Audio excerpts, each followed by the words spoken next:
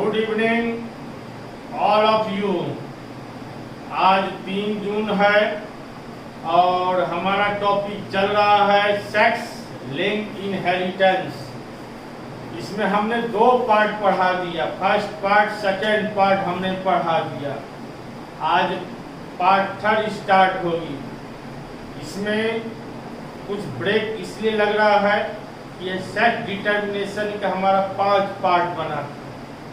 कुछ पार्ट लगता है, कुछ पार्ट कुछ स्टूडेंट इसके कारण कॉपीराइट कर देते हैं, यूट्यूब चैनल से ही पार हो जाता है, जिसके कारण यह समय लग रहा है। आइंदा ऐसा नहीं करें, ताकि और स्टूडेंट को पढ़ाई करना है, वो नई नई टॉपिक चाहता है, उसको नई नई टॉपिक हमको पढ़ाने में बहुत मेहनत लगता है, यूट्यूब चैनल बनाने में मेहनत लगता है। इसलिए कृपा करके ये सब काम नहीं करें जो भी करते हैं, ठीक है, ताकि और स्टूडेंट का भविष्य बने। इस बात को ध्यान रखना है।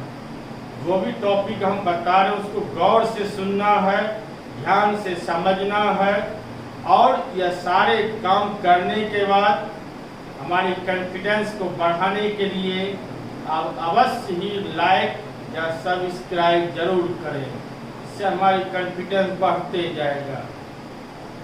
और अब जो मैं बताने जा रहा हूँ, आप कॉपी कलम निकाल के भी रखिए, ताकि आपको काम भी देगा। कुछ महत्वपूर्ण जानकारी होगा तो काम भी देगा। दोनों साथ में रखिए। अगर पहले समझना है तो पहले समझिए, लेकिन कॉपी कलम निकाल के रखिए। अब इसमें टॉपिक जो है वह टॉपिक स्टार्ट करेंगे, ठीक। अब ध्यान से सुनना है। तो अब लिखने जा रहे हैं सेक्स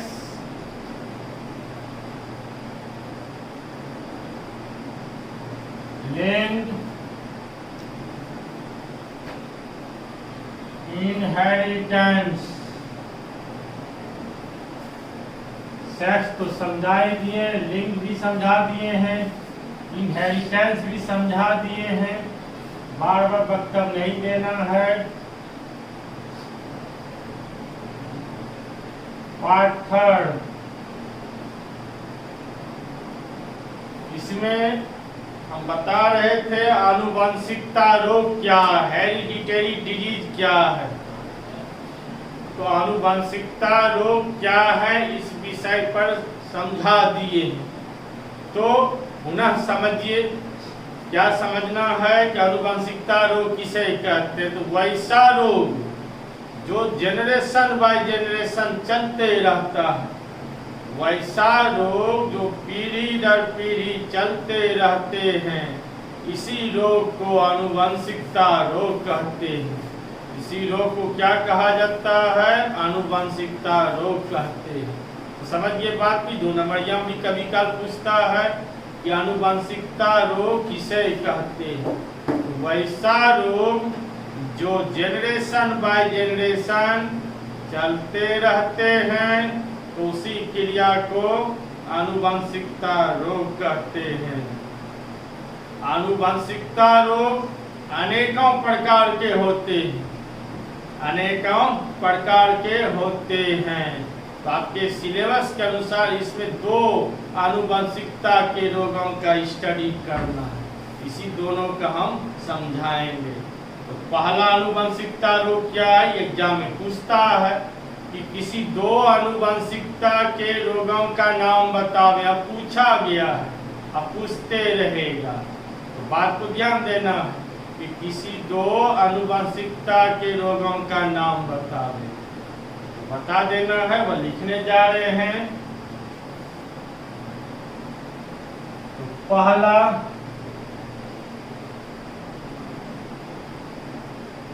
हीमोफीलिया,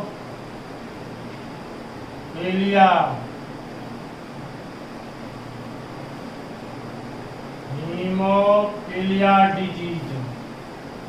इसी का दूसरा नाम है ब्लैडर डिजीज।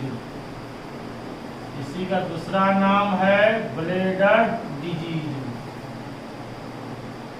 और दूसरा है colour blindness disease. Colour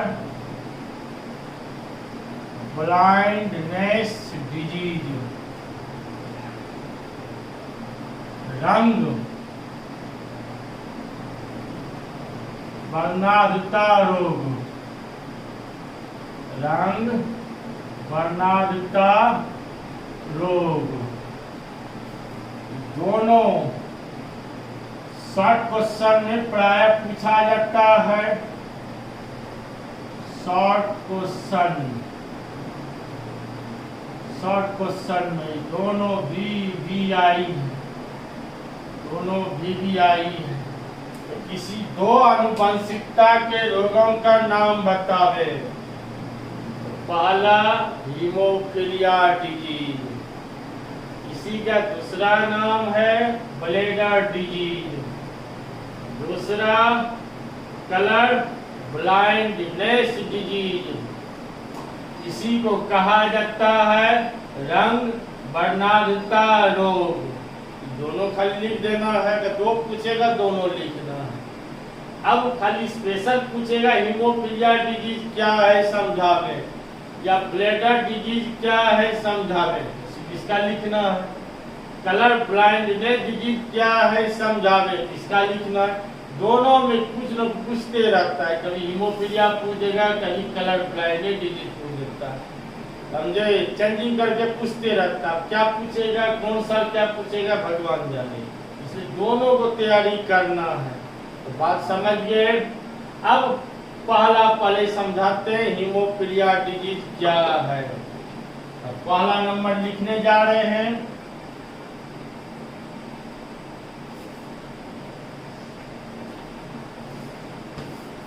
haemophilia disease,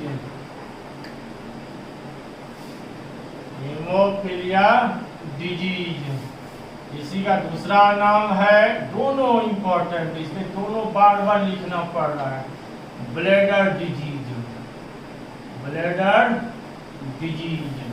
और हीमोफीलिया डिजीज क्या है, ब्लेडर डिजीज क्या है, दोनों इसी का नाम है। अब यह समझना है, पहले समझ लीजिए, ध्यान से सुनना है।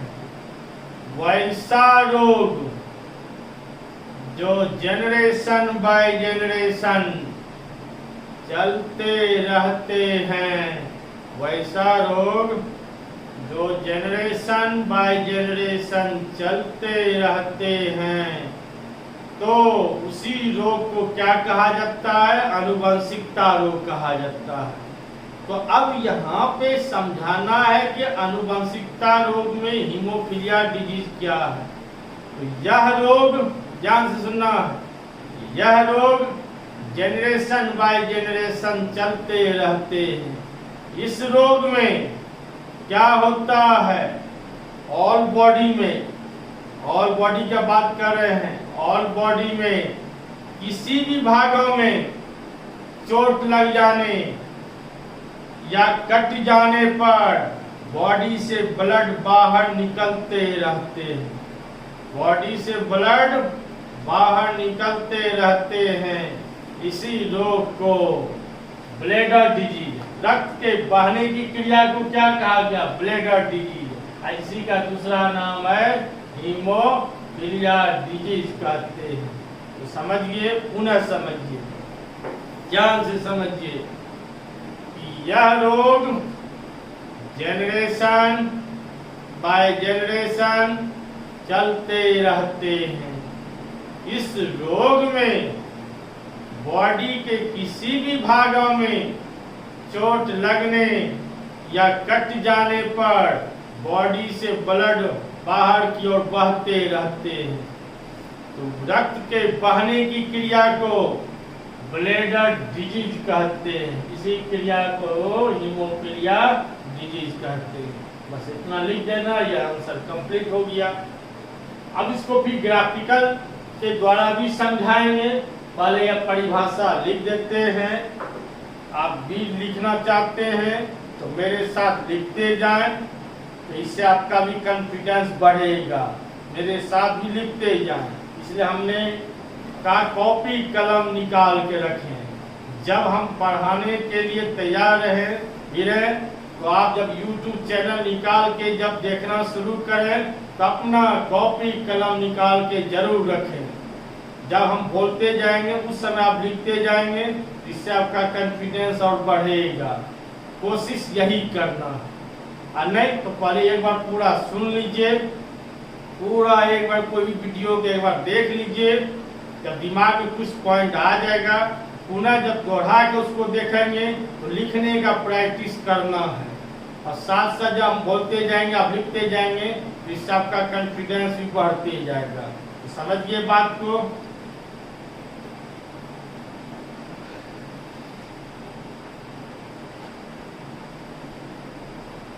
यह रोग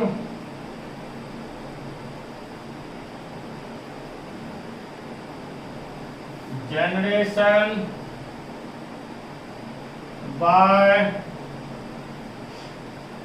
जनरेशन चलते रहते हैं। इस रोग में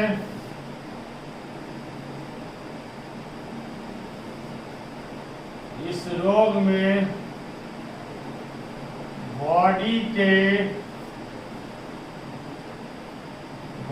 के किसी भी भागों में चोट लगने, होते जा रहे हैं, लिखते जाइए, चोट लगने या कट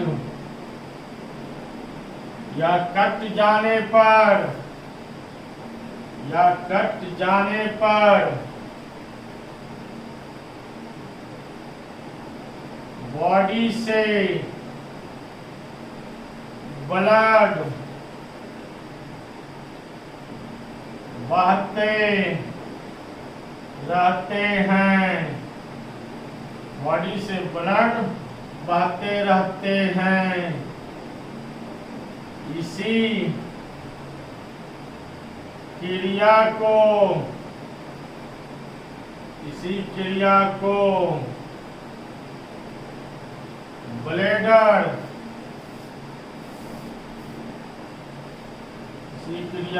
ब्लैडर डिजीज या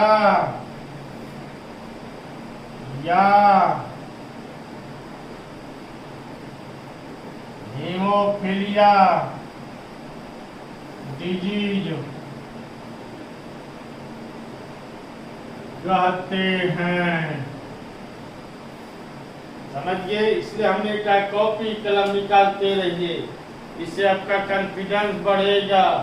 अब जो है पढ़ाने क्रिया में चेंजिंग हो रहा है, आप कॉपी कलम निकाल के जब लिखते जाएंगे, जिससे आपको बोर्ड फीलिंग नहीं होगा, आपकी मेमोरी पावर भी चलते रहेगा, इंजन भी काम करते रहेगा।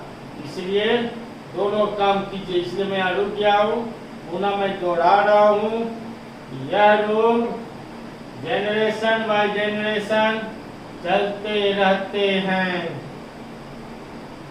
इस रोग में बॉडी के किसी भी भागों में चोट लगने या कट जाने पर बॉडी से ब्लड बहते रहते हैं।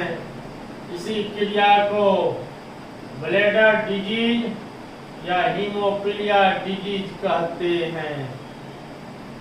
उम्मीद है लिख लिए होंगे। अब मैं आगे पर लिखने की क्रिया यही तक, अब एग्जाम में यहाँ पर लिख दीजिए, कोई दिक्कत नहीं। शॉर्ट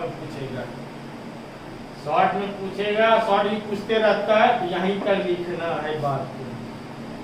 समझ, अब इसका डिटेल यहीं तक लिखना है। अब इसका डिटेल आगे बढ़ते हैं। अब इसको थोड़ा डीपली नॉलेज प्राप्त करना है। अब डीपली नॉलेज जो प्राप्त करना है तो ध्यान से सुने। इसमें दो प्रकार का फैक्टर पाया जाता है। इसमें दो प्रकार का फैक्टर कारक पाए जाते हैं। अब दो प्रकार फैक्टर क्या पाए जाते हैं? इसमें डोमिनेंट जीन और रिसेसिव जीन, यानी इसमें डोमिनेंट फैक्टर और रिसेसिव फैक्टर दोनों पाए जाते हैं। तो डोमिनेंट में प्रभावी होता है और रिसेसिव में अप्रभावी होता है। यह हेरिडिटी चैप्टर मैंने पढ़ा दिया है, डोमिनेंट क्या है, रिसेसिव क्या है, इस सारा बात मैंने बता दिया है। प्रभावी जो प्रभाव में ला दे, सिंपल सी भाषा में। अप्रभावी जो प्रभाव में नहीं ला सके उसी को अप्रभावी कहते हैं, रिसेसिव कहा जाता है। और जो प्रभाव में ला दे उसे प्रभावी कहा जाता है। थोड़ा सा दिमाग लगाना है, क्लियर कट हो जाएगा। तो इसमें कैपिटल एच पहला लेटर है, ये भी ध्यान देना, हीमोफीलिया। तो कैपिटल एच, इसमें दो प्रकार का जीन पाए जाते हैं, इसमें कैपिटल एच और स्मॉल एच होते हैं। कैपिटल एच को डोमिनेंट कहा जाता है, कैपिटल एच को डोमिनेंट कहते हैं। स्मॉल एच को रिसेसिव कहा जाता है, स्मॉल एच को रिसेसिव कहा जाता है। तो कैपिटल एच क्या करता है, वह ब्लड को जमने में सहायता करता है, और स्मॉल एच क्या करता है, ब्लड को जमने में सहायता नहीं करता है। तो बॉडी से ब्लड को बहने देने में सहायता करते हैं। जहाँ कैपिटल एच रहेगा, यानी डोमिनेंट जीन जहाँ रहेगा, वहाँ रिसेसिव जीन को दबा के रखता है। यानी कैपिटल एच पावर अधिक है, उसको स्मॉल एच को दबा के रखते हैं। तो लिख भी देते हैं इसमें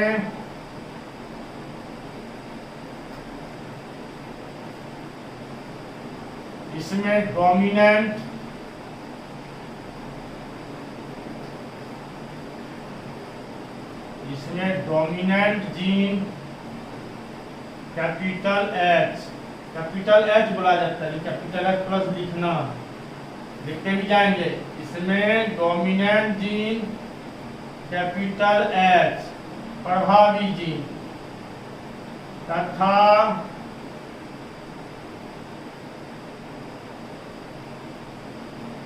रिसेसिव जीन अप्रभावी। रिसेसिव जीन स्मॉल एच, इसको स्मॉल एच, इसमें डोमिनेंट जीन कैपिटल एच तथा रिसेसिव जीन स्मॉल एच होते हैं। इसमें डोमिनेंट जीन,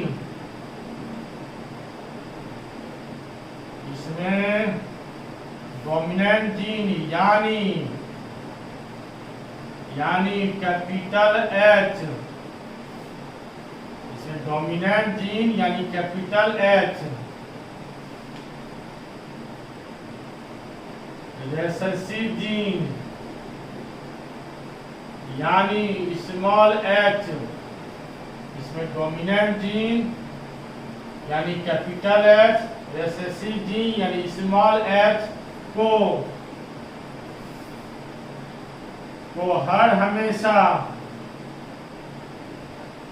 हर हमेशा दबा कर रखते हैं, हर हमेशा दबा कर रखते हैं। कैपिटल एच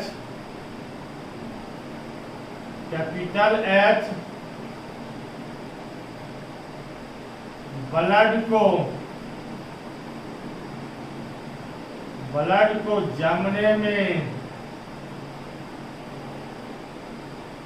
सहायता करते हैं, ब्लड को जमने में सहायता करते हैं। लेकिन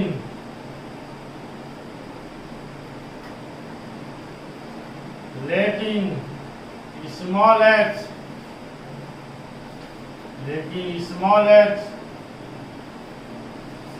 ब्लड को जमने में सहायता नहीं करते हैं, यानी स्मॉल एच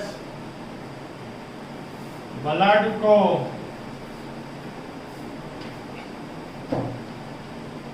बहने देने में सहायता करते हैं। इसी रोग को, इसी डिजीज को ब्लैडर डिजीज कहते हैं। ब्लैडर डिजीज कहते हैं। लिखते भी जाए, दिमाग हिट होते जाएगा, काम भी करते जाएगा। फिर मैं बात बढ़ा रहा हूँ, इसमें डोमिनेंट जीन कैपिटल एच तथा रिसेसिव जीन स्मॉल एच होते हैं। इसमें डोमिनेंट जीन यानी लिखते भी जाए, यानी कैपिटल एच, रिसेसिव जीन यानी स्मॉल एच को हर हमेशा दबा कर रखते हैं। कैपिटल एच ब्लड को जमने में सहायता करते हैं, लेकिन स्मॉल एच ब्लड को जमने में सहायता नहीं करते। यानी स्मॉल एच ब्लड को बहने देने में सहायता करते हैं। इसी डिजीज को ब्लैडर डिजीज कहते हैं। सारा हम बता रहे हैं, फिर इसको हम नहीं पढ़ाएंगे। अब YouTube चैनल से निकाल के अपना कॉपी में लिखते जाएंगे। पूरी मेहनत करके आपको मैं बता रहा हूँ, आप समझते जाएं, लिखते भी जाएं।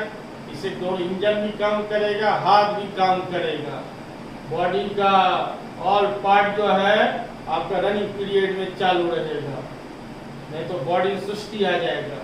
कुछ बात सुनिएगा, कुछ बात इधर उधर ध्यान चला जाएगा। ये लिखते भी जाएं।